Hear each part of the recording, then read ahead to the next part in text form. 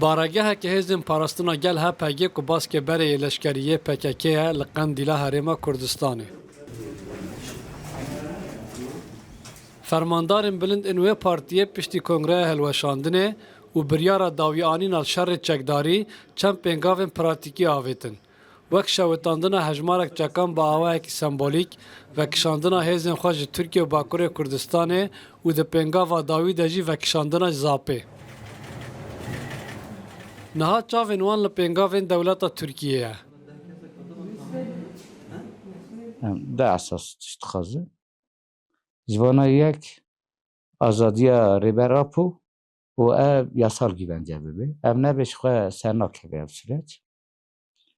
O ya duduya gelê Kurd anayasa Türkiye'de fermî bê qebûl kir.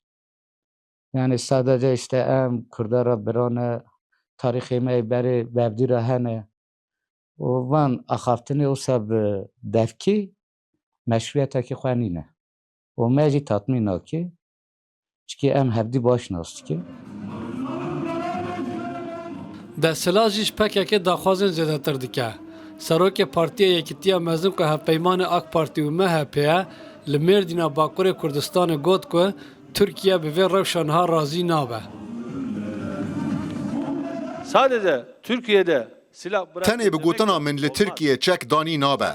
Eger tu li Sûriyê li gel Amerîkayê hebûna xwe berdewam bikî, li Iraqê li gel Amerîkayê hebûna xwe berdewam bikî, Tirkiye rê nade vê yekê. Zêdeyî salekê ye li Tirkiye ji bo çareserkirina pirsa Kurd pêvajoyeke nû dest pê kiriye.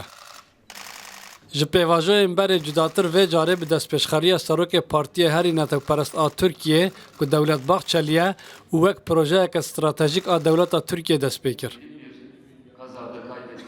Li parlamentoya wî welatî komîsyonek ji bo rêkarên yasayî yên pêvajoyê hat avakirin. Li gel guhdarkirina li Çîn û pêkhateyên cuda ji bo hevdîtina li gel Öcalan şandek jî çû girava İmraliyê.